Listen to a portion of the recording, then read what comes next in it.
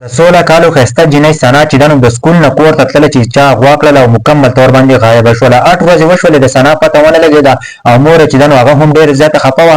هغه چې دنو لاړه تاڼې ته، په تاڼه کې کمپلین وکړو چې زما لور چې دنو 8 ورځې وشولې چې هغه کور ته نه ده راغلی. سکول ته تللی و او 8 ورځې وشوې چې که نه چې هغه واپس کور ته رانله. چې کله یې کمپلین وکړو د هغه نه پس چې دنو کور ته د ثنا مور راله او د هغه نه پس دا سوچ یې وکړو که نه چې زه خپل زوی ته ووایم که نه چې هغه راشي.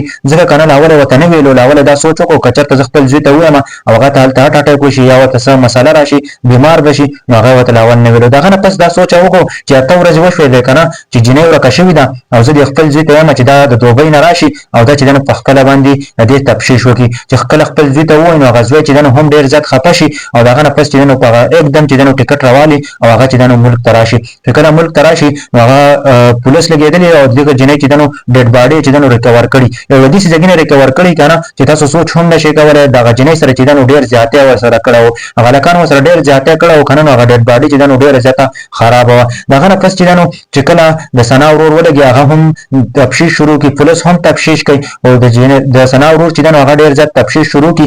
اخر کار چې دنو د ثنا یو دوست دی هغه ورکره لاړ شي او د هغه نه تپوس وکړي. د هغه نه تپوس وکړي نو هغه ورته وایي که نه چې 2 نور هلکان ورته یاد کړي د ثنا دوست و چې د ثنا سره به دا هم په کلاس کې و او دغه چې دنو ثنا بیا ډېره زیاته تنګوله.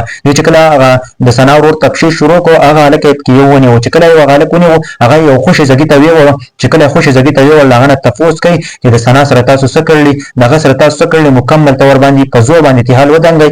نو هغه هلک ورته وایي که نه ما ورسره هېڅ هم نه دي کړی او زما یو بل ملګری و که نه چې ټول زیاتې او ظلم هغه ورسره کړی دی. هغه چې دنو غوا کړې وه د سکول نه چې دا راوتنه غوا یې کړله او بیا چې دنو غوړېده دغه ځګي ته. د هغه نه پس چې دنو د ثنا ورور ولګي او دغه هلک چې دنو په ځګي باندې چې دنو ختم کړي. بیا چې دنو بیا تفتیش شروع کړي په دې بل هلک پسې چې دا بل هلک زه چې دنو دا ګیر کړمه او دا هم زه پسې ختم کړمه. ثنا ورور داسې سوچ کوي. د هغه نه پس چې نو کله تفتیش شروع کړي بیا چې د هغه کلي ته لاړ شي. چې کلي ته لاړ شي که نه هلک په باره کې تپوس کوي نو خلک ورته وایي که نه چې دا یو امیر هلک دی او دا چې د سبا د دې فلایټ او دا چې د دې ملک نه بهر یو ملک ته ځي. چې کله دا خبره واوري نو د ثنا ورور چې دا سوچ وکړي چې زه به چې دا په ایرپورټ کې ختموم. ځکه په ایرپورټ کې چې تومانچې او چاقوان دا هر څه بني او دا چې ځان ایرپورټ ته مخکې ورسوي. ایرپورټ ته چې کله ځان مخکې ورسوي په څه طریقه باندې به چاقو چې هلته وړو.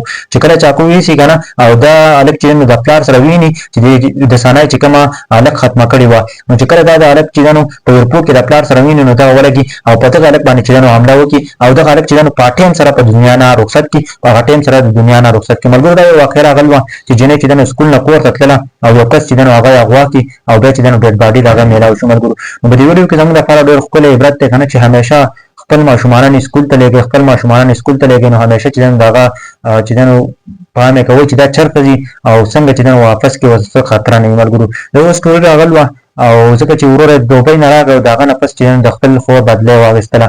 نو ځکه که نه چې خور یې 8 ورځې شوې وې چې هغه چا غوا کړې وه او هغه 2 هلکان چې هغه یې پسې د دنیا نه رخصت کړل. ملګرو د ویډیو باره کې څه وایي ښه باندې کمنټ ضرور وکړئ چې څومره ماشومان تاسو سکول ته لېږئ پکار دی چې تاسو دغه ضرور تپوس کوئ ماشومان څنګه ځي سکول ته، په کومه طریقه څوک ورته څه نقصان په لاره کې راسي او که نه راسي. خاص کر جینکۍ ته نن سبا نو کوشش کوئ خپل ماشومانو ضرور خیال ساتئ.